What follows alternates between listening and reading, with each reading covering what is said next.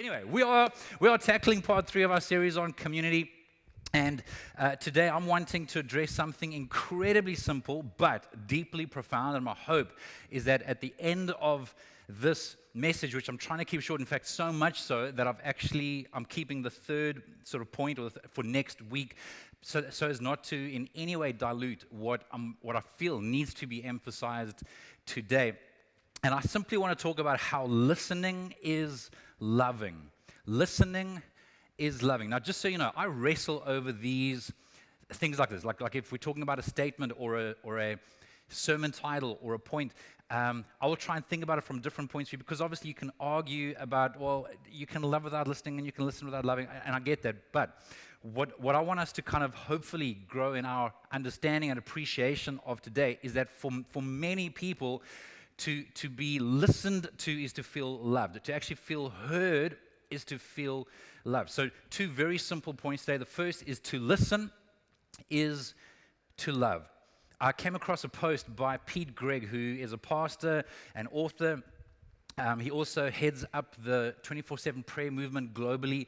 And he was writing this post in response to and out of compassion for a celebrity who was being interviewed and was writing about how condemned and judged they had felt at church growing up, etc. And he was just expressing empathy and compassion around that, and then addressing how different he thinks Jesus was and how people found him so much more approachable. He said again and again, Jesus loved people well by listening to them, not just by telling, but also by asking.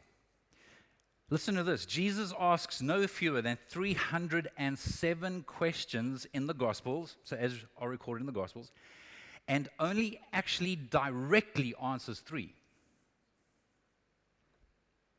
Which he goes on to say is pretty much the opposite of our ratio in church. Jesus, he says, was truly, deeply interested in people. Let me just pause there and say that Christians have often been the greatest obstacle to people coming to God, and on other occasions have been the greatest gift and bridge to people coming to God.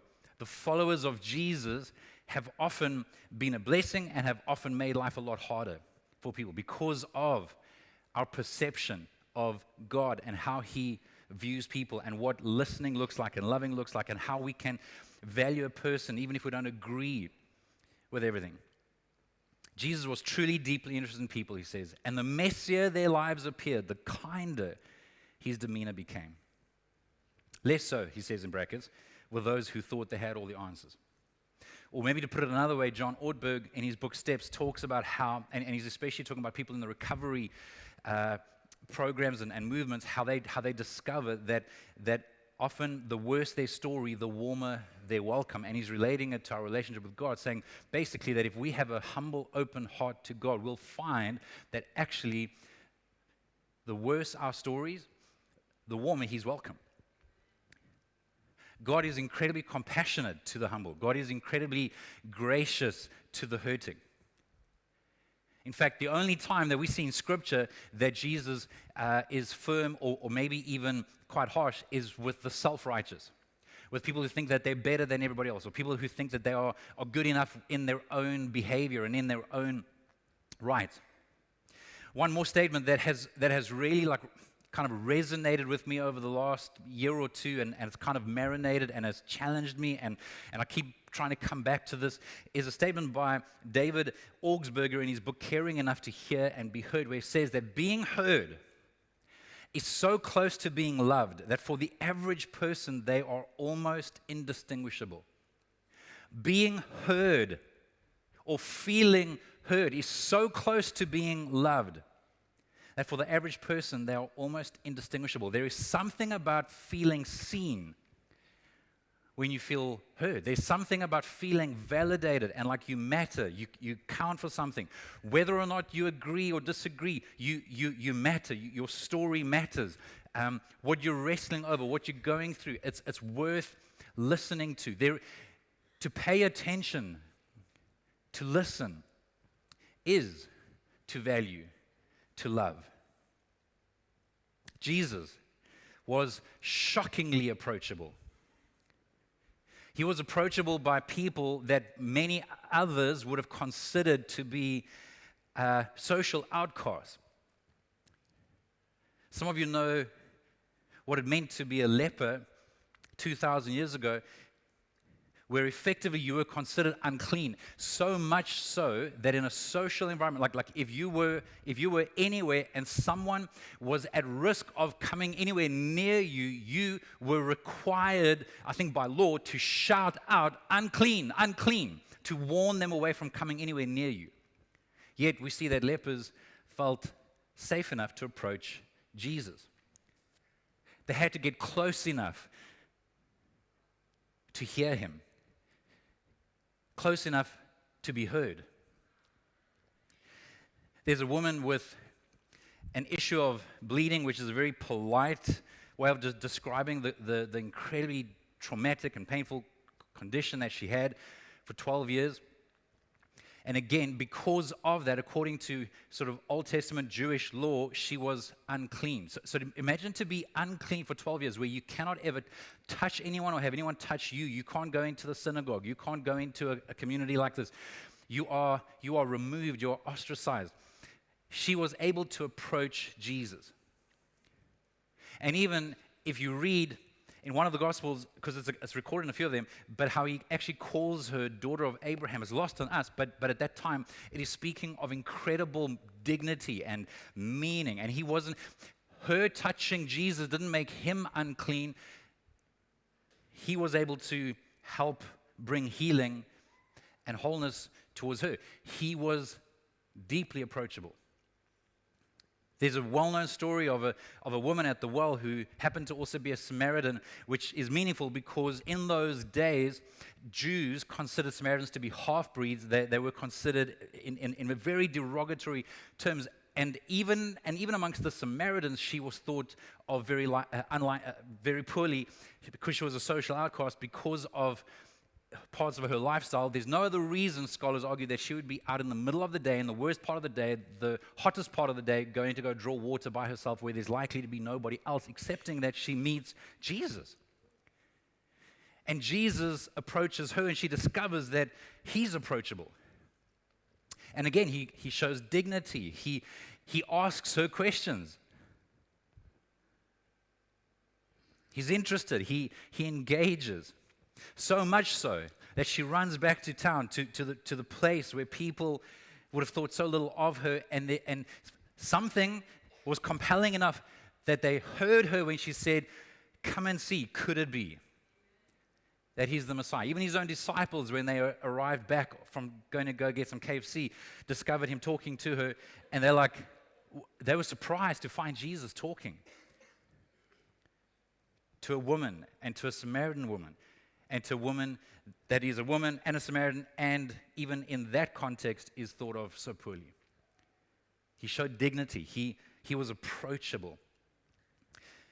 It wasn't just the blatantly down and out. A religious leader by the name of Nicodemus approaches Jesus, as recorded in the book of John chapter 3, where he's asking him, again, he's asking Jesus questions. Jesus isn't answering too many of them. About what it means to be saved. That's where that very famous verse, John 3, verse 16, comes from. It's recorded as part of their conversation. And even though he was afraid to be seen with Jesus in daylight, he comes through the cover of night, Jesus was approachable to this religious leader. Tax collectors were nothing like what they are today. It wasn't just like an inconvenience to have to pay tax. Tax collectors in those days would have been fellow Jews who were basically enabling and supporting and empowering the colonization and domination of an invading force. Tax collectors were basically ravaging from their own people in order to enrich the enemy. They were hated. Yet we read about Matthew, after whom the book of Matthew is named, because he wrote the book of Matthew, after finding Jesus approachable. Zacchaeus was a wee little man, as some of you know. He found Jesus approachable. Jesus was approachable. Isn't it strange that the followers of the most approachable person to have ever walked the planet are so often considered to be unapproachable? to be judgmental, which I'll unpack a little bit more next week, because normally when we talk about someone being judgmental in a negative context, I don't think we're technically arguing over the word judge, which is to evaluate, because in some cases that's appropriate, and we'll talk about that next week. But I think what people are referring to when they're talking about Christians being judgmental, it's that they feel condemned and shamed and shunned. And I can't help wondering if very often, maybe even more often than not, if Jesus would approach people differently to the way that many of his followers do. For Sue and I, over the years, just because of some experiences, we try and hold off from telling people we're Christians, but more particularly that we're pastors, because of how we've seen people retract. This has happened with a few neighbors, but in particular, the first time I think it was so obvious to us was when we moved into like a little complex, probably about 20 years ago, and our neighbors introduced themselves. They were super friendly, like they were gushing, because obviously we're an attractive couple, and they wanted to get to know us and spend time with us, you know. It's like, hey, why don't you come over? I don't know if they invited us over the Friday night. Let's have a beer. And then they asked the question that we dread the most. So what do you do for a living? Yeah, we're pastors. Anyway, we say we're pastors. To say that they went cold is an understatement. And I don't think they spoke to us again for the next couple of years. Like, they just went, and I can only imagine that it's because of their perceptions of what they would imagine a pastor is, or a Christian is. I think that people that are in a life-giving relationship with God should be amongst the most humble people on the planet, should be amongst the most patient, the most kind, the most gentle. None of that has anything to do with watering down the Word of God, or watering down His values, or watering down His plan for people. But I think it helps us to start with love. And I think when we grow in our ability and our desire to listen to people and to place human dignity and value on a person, even someone that we know we disagree with completely, is to show love. To grow in listening is to grow in loving. James 1 verse 19 says, understand this, my dear brothers and sisters, you must all be quick to listen and slow to speak. Quick to listen. And I would maybe add the word truly, like truly listen. Quick to listen. And slow to speak, and slow to get angry. Which, by the way, requires a lot of patience, a lot of kindness, and a lot of self-control. But that is literally the two words that Paul used to describe love in 1 Corinthians 13, verse 4. He says that love is patient and kind. It's kind and patient and kind. When he's describing the fruit, the evidence that's going to come out of our lives if we are walking with God's Spirit, if we are growing in relationship with Him, amongst the traits listed, the fruit listed in Galatians 5:22 are things like love, joy, peace, patience, kindness, goodness and faithfulness, but words like gentleness and self-control. How many of you know that it takes self-control to listen? It takes self-control to pay attention. It takes self-control to not interrupt. It takes self-control to not give in to the temptation to want to prove our point too quickly and as a priority over actually first just listening to a person. Love, joy,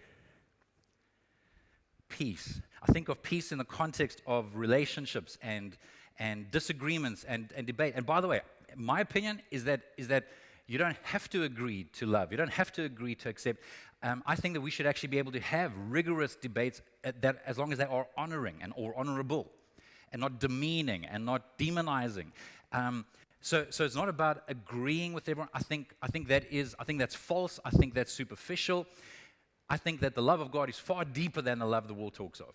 It's far deeper than just tolerance and just accepting anything and everything. It's far deeper. It's being able to love and value regardless, and even accept regardless of whether or not you agree on everything. It takes self-control, but it also takes peace. Peace that I don't have to give into the anxiety to convince someone. Peace that I give up the illusion of control in terms of the outcomes and the results. Peace that, God, I'm secure with you first. I'm okay. And so help me to love well. Help me to love well. Possibly, sincerely, one of the prayers I've prayed the most over the last several years is, God, please show me what love looks like. And that'll always be in a context where I'm finding it hard to love, where I'm like, God, am I hardening my heart or just guarding my heart? I know I don't have to like this person, but I want to love them well. Like, truly. I think we only have to actually wrestle over what love looks like when it's hard. When it's not easy and obvious how to respond. In fact, Jesus in certain minds is like, guys, don't pat yourself on the back too hard if you love those who love you. He's like, anyone can do that. Anyway, so what I want to take a look at in the last few minutes that we have together is just some very important listening skills. In fact, while I was preparing this for the first long age, I had it down as basic listening skills, and then I chose to just leave it scratched out because I realized that as much as this should be basic, it's actually only really, it seems, advanced for people because so few people seem to actually get this right. So what we would assume are basic listening skills are actually advanced listening skills, and the first is very simple: is to pay attention, to actually pay attention. Considering that we live in an age of distraction, there is very little that is more valuable than the willingness to pay attention. And even think about that word pay. To pay attention means it costs something. Yeah. It costs me to pay attention to someone. It costs me, as someone who struggles to focus and concentrate at the best of times, to pay attention. It can be challenging to pay attention when I'm already thinking about my clever response to what they're saying, instead of actually paying attention to the person, caring about the person, trying to listen to the person, and in some cases, listen to the story behind the story. I think paying attention will also include me being careful not to compare or one-up the person. I don't know if you've ever experienced that, where you're telling someone a story and they're like, oh yeah, but you won't believe what happened to me last week. And somehow, no matter what you're sharing, they kind of always manage to make it about them. And it might not even, in fact, I would imagine that they're not conscious about it. And sometimes I think it's in order to empathize and just let you know, yeah, I know what it's like as well to stump my toe, it's hectic. But I think it's really poor listening and poor loving when we turn it around to face us, when we're needing to pay attention to the person. Another advanced listening skill is listening to understand. Not just listening to be able to answer a test, listening to understand.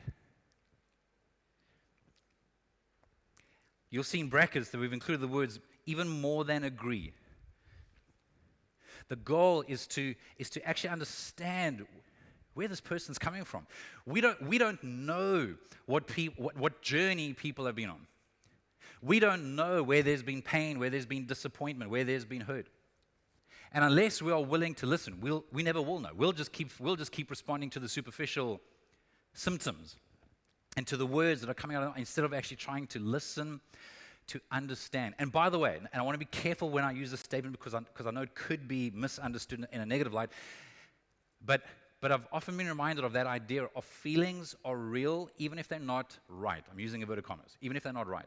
Now, I know that all feelings there shouldn't be right and wrong feelings, but when I say all feelings are real, even if they're not right, I mean even if they're not necessarily accurate or based on an accurate understanding of the situation, it's okay to listen to someone and let someone vent and share, even if they should be eventually a little bit more objective about it, a little bit more calm about it. And I mean, listen, for those of you that have been married for a while, I imagine that you've come across those moments. Or if you've been a parent for a lengthy period of time, where your spouse or your kid is talking to you and you're jumping into solution mode until you realize they're actually just wanting you to listen, which is like torture for people that want to help solve and resolve the situation for the person. But there are times where they're actually just wanting someone to just listen and not correct their feelings, not adjust their feelings, but just to actually listen. Sometimes being heard is so close to feeling loved that it's indistinguishable. Then I would say another tip is to actually try and summarize what you understand. We're not talking about like knucklehead stuff and superficial things like what you want for breakfast or what you want to do over the weekend. We're talking about meaningful conversations. If there's something weighty, maybe even a conflict or something that the person is struggling with, summarize what you understand. Just try in your own words to maybe respond, helping the person to know that they've been heard, but also gives them the opportunity to correct you if you've misunderstood. You could even ask, like, of everything you said, what's the most important thing that you're wrestling over or that you are struggling with? And then, again, if this is a meaningful situation, ask, is there anything else? What I've experienced in many, many cases of interacting with people, and maybe it's especially in a leadership context, so if you're having a complex conversation with an employee or a colleague or something, you'll find that very often people will share 90% of the story, 90% of the truth, but actually in so many cases, the real value, the gold is in that last 10%. And so to actually give someone the opportunity, to make them feel safe enough that if they kind of actually holding on to the most important bit, that they actually can share. And then lastly, to respond based on relationship, responsibility, and receptivity. And we'll talk about this more next week. Next week, I want to talk about how Jesus didn't treat everyone the same. That's a bit of a shock to some people's Christian sentimentality. Jesus didn't actually treat everyone the same, and Proverbs doesn't suggest that you treat everyone the same, but we'll unpack that more there. But in this case, in terms of if there is any response required other than just listening, I think you've got to be so careful to evaluate your relationship to the person. Like, do you have credibility? Do you have any kind of responsibility in terms of, like are you supposed to say something or maybe even challenge the person? Or is this someone that's got nothing to do with you and you're just this voice that's not minding your own business? And then also receptivity. Like, is the person actually receptive? Is it the right time? And all of this takes self-control, or what Proverbs calls restraint. Proverbs 17, verse 27 in the NIV says, the one who has knowledge uses words with restraint. The one who has knowledge. In other words, the person actually has some answers. They've got some wisdom. But they actually use words with restraint. They are self-controlled. And whoever has understanding is even tempered. So if we're talking about whether or not the person is receptive, timing has a lot to do with it. In fact, if you're making notes, I would encourage you to write down being right is not enough. You could be right and completely break someone with your rightness at the wrong time.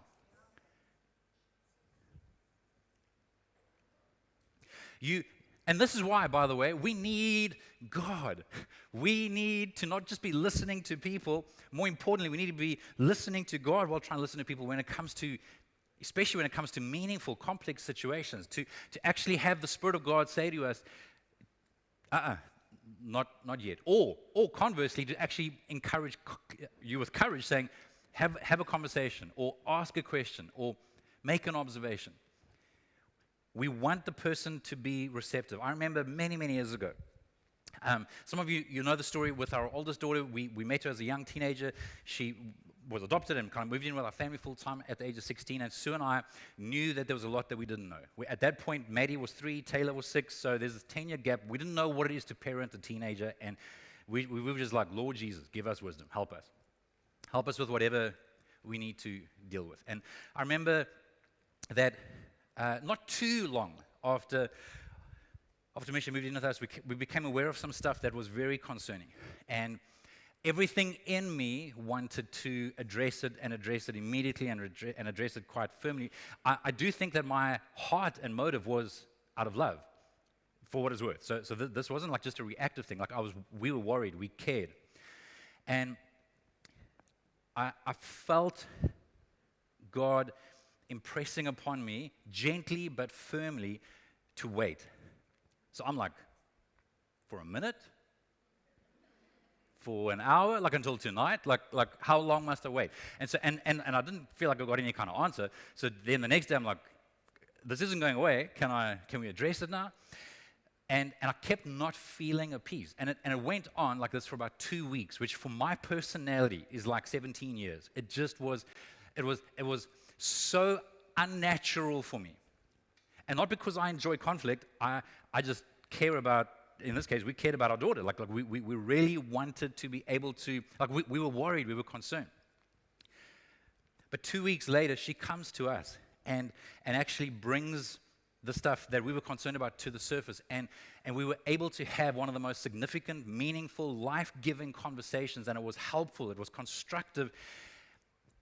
And I honestly do believe that if I had jumped the gun, if we had not waited, I would have at the very least placed strain on the relationship. It could have broken trust. She just wasn't ready. And I'm so grateful for the Spirit of God. In our marriage, I can't even tell you how many times I felt God say, shut up. Jason, just, like, just, and then there are times where I ignore it and I go ahead and I'm like, oh, okay, maybe God was right, and I shouldn't have. And as a parent, where you're facing so many different situations, and even in leadership context in the church, there have been so many times where for me, feeling pretty convicted about the fact that something is right, it's just like the first step. That's like the first tiny bit. Everything else is, okay, God, is it the right time? Well, can I communicate this? In fact, there was even just something recently this week where like both Tammy and Sue were like, you should not have that conversation. Because I think my level of burden would have been misunderstood. And like a day later, I was like, okay, you guys are right. It's a good thing I don't have that conversation. Because I think I would have miscommunicated myself. Timing matters. Whether or not the person is receptive matters. Things like personality plays a role in how you approach a person, how receptive the person is. Some people want you to be blunt, harsh, direct, clear, to the point. Others find that offensive and need a little bit more elaboration and maybe very specific examples. Some people like the carrot, some people like the stick. And when people are grieving, when someone is struggling, wrestling over trauma, wrestling over a loss, I think the words of Rick Warren are wonderfully profound, where he says, the deeper the pain, the fewer the words. The deeper the pain, the fewer the words. I think so many Christians, so many well-meaning Christians, okay, me, so many times in my from the best of intentions, I have felt the temptation, the pressure to offer some encouragement or a scripture or something when the older I've gotten, the longer I've been doing this, the more relaxed I am with God, the more at peace I am with God, the more I'm okay with not having anything to say, but just being present. When someone's in pain, there is very, very, very, I'm talking deep pain. There's very little that you can say. The deeper the pain, the fewer the words. And in fact, he would be speaking from experience as well, where him and his wife lost their son to suicide after battling depression for many, many, many years. And they'd done everything possible. And I remember him talking about just their process of grief and what that looked like and how it wasn't linear and it was just a roller coaster, and you'd think you've dealt with this emotion, but then you whiplash back to that emotion again. But how he just spoke about his friends, like the people that they'd done life with for many, many years, how they just came and I think they like slept on the kitchen floor and they just came and they just were present to Rick and Kay Warren. Because there's nothing you can say. Which is what Job's friends missed, by the way. If you've ever persevered through reading the book of Job and then you read the end, because for so long, so much of what they're saying actually seems to make sense. You think I'd say the exact same thing until you get to the end and God rebukes them. Basically saying, why didn't you just shut up and just sit with the man? And we've got to be careful with Christian cliches and referencing scriptures that are true, but at the wrong time. Romans 8:28 is true. I am convinced to my bones that God will cause all things to work together for the good of those who love him and are called according to his purpose. But if someone's just lost a loved one, that's not the time to be quoting that. If someone's just experiencing shock and grief and loss, you just listen. So their receptivity, the relationship plays a role. Like, do you have credibility? Do you have permission? If you don't have permission, then rather just pray for the person. Just not like pray for them like, Lord Jesus, I just want to lay hands on Joe and pray that you'll help him to get rid of his pride and his arrogance. And I don't mean pray like that. I mean like just pray God's love and blessing and perspective. But if you have credibility, if you have permission, well then you can try and respond accordingly. And then lastly, responsibility is just speaking to some of us can't not respond. Like if you're a parent of a young child and children of different ages, there are appropriate responses that are a responsibility. If you're a leader, there's a responsibility. But even as a pastor, I have a responsibility over the people that God has called me to care for within our church and our leaders, etc. I'm not responsible for a church down the road. I'm not responsible for what some guy says online that I might not agree with. It's not actually, I mean, unless a relationship is formed and there's an opportunity, that's not my responsibility. You don't have to fight everything you disagree with in the world. Do you actually have responsibility over that person? And actually, I lied, there was one more, and that is to accept your limits.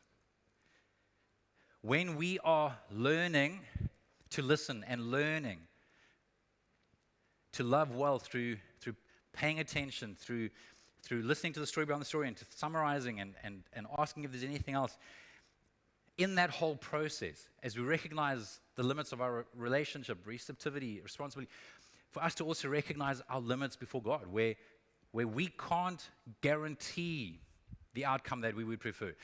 We can't take responsibility for how the person responds. We might not be able to solve or resolve that situation. And so in some ways, this is actually taking a bit of pressure off. Let's accept our limits. Let's also accept our responsibilities, but let's also accept our limits. The worship team can come on up. Here are two statements or phrases that I would like to just hopefully allow to simmer, marinate a little bit in your mind over the week ahead. The first is that holding space with someone can actually lead to a sacred space. Now, when I say holding space, I mean you're in it, you're present, you're living with the tension of someone feeling things, expressing things. Maybe you disagree completely with the essence of what they are wrestling over, but you're trying to care for them and love them. As we hold space, as we create safe space for people, who knows if that doesn't actually lead to sacred space?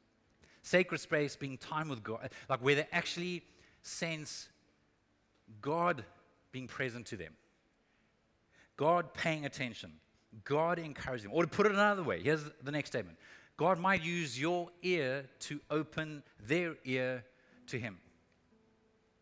I've experienced that, where someone that I have felt, or people over the years that I have felt safe with, would, as they like lend me their ear, I have experienced moments where I feel like I'm actually becoming more open to hearing God. So, in terms of homework, it's very simple. This is what I am inviting you to do, encouraging you to do in the week ahead. It's to simply pay attention to how you pay attention. Just pay attention to how you pay attention. No shame, no no beating yourself up. Just observe. Just try and notice. How do you pay attention when someone is talking to you? When someone is communicating, when someone is expressing, and it's okay if it just starts with even the most ordinary stuff, but to pay attention to how you pay attention to other people. And then, lastly, to pay attention to how God pays attention to you. I've said it already, I'll say it again. The only way for us to grow in loving people is to grow in allowing God to love us.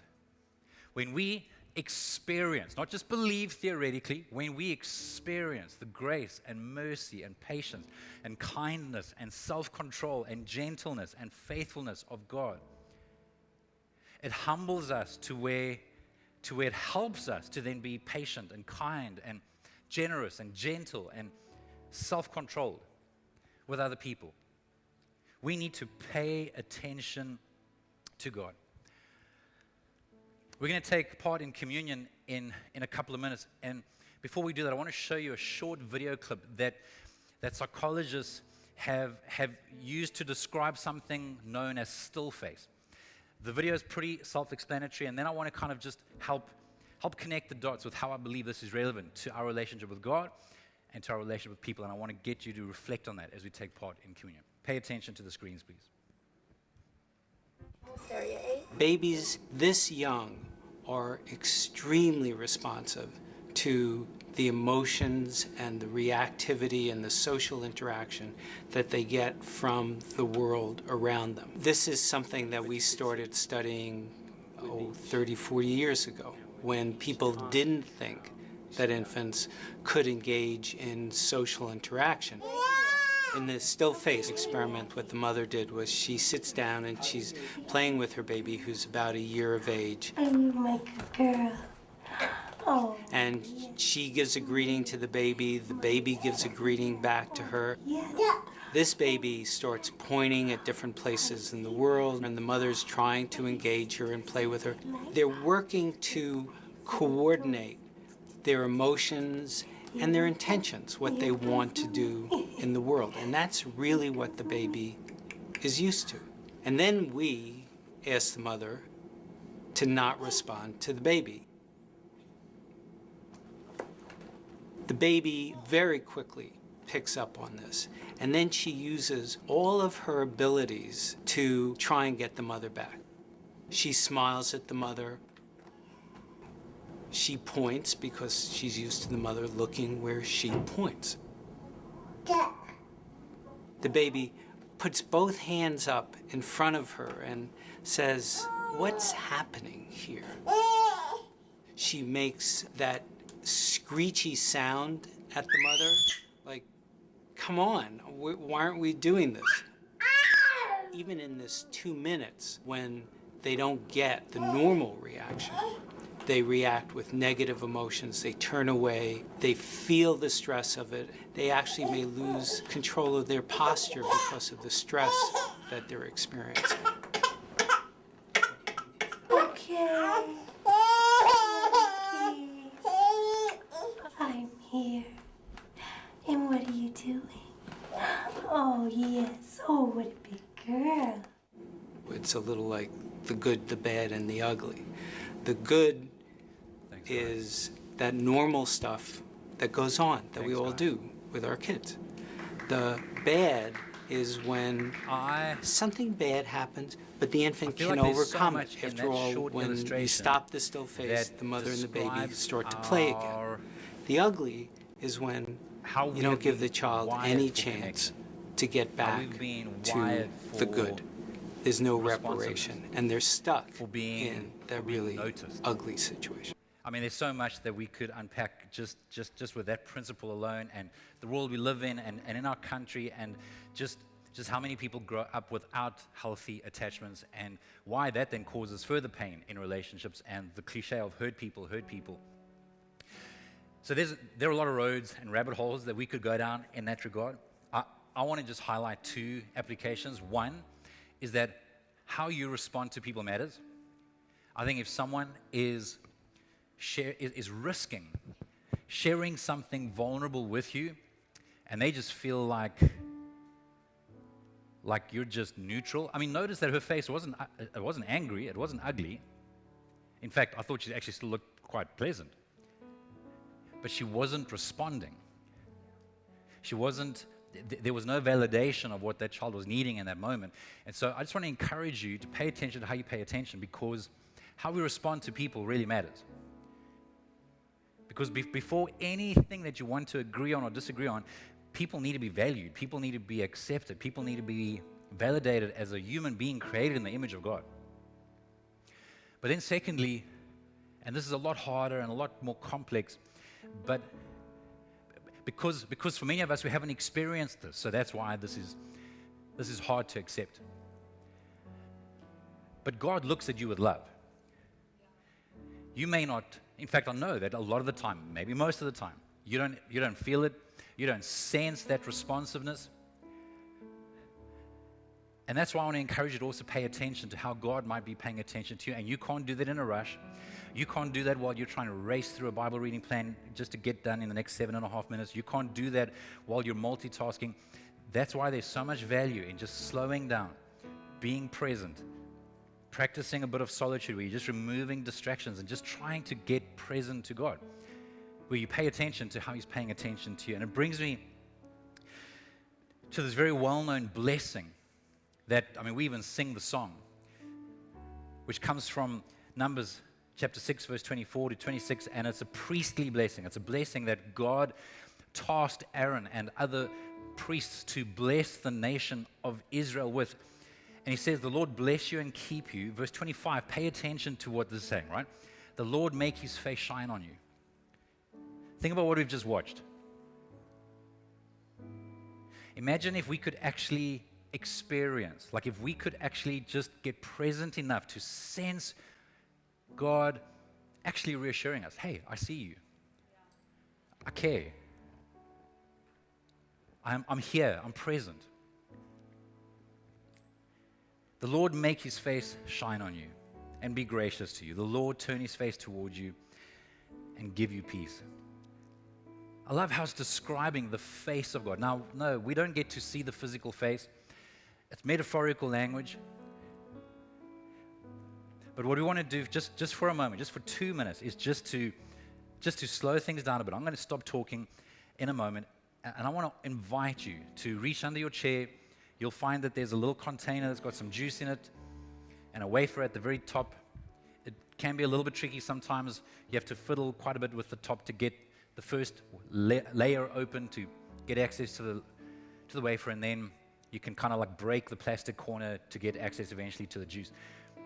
For those of you that are not familiar with what we're doing, Jesus instructed His followers to continue doing this, to actually remember how much He loves us, to remember what He did at the cross, to remember what He was, the fact that His blood was shed for us. That's where the juice is symbolic, that His body was actually torn open for us. That's where the wafer is referring to his body. And as we remember this, as we reflect on this, to realize that there's only one reason. It was love. And so my hope is that as you pay attention to how God might be paying attention to you, that you would actually experience God looking at you with love. And the more that we allow ourselves to accept that God looks at us with love, you might find that you're able to increasingly look at others with love. So take a few moments. When you're ready, you can open it up. But my invitation is to pay attention to how God is paying attention to you.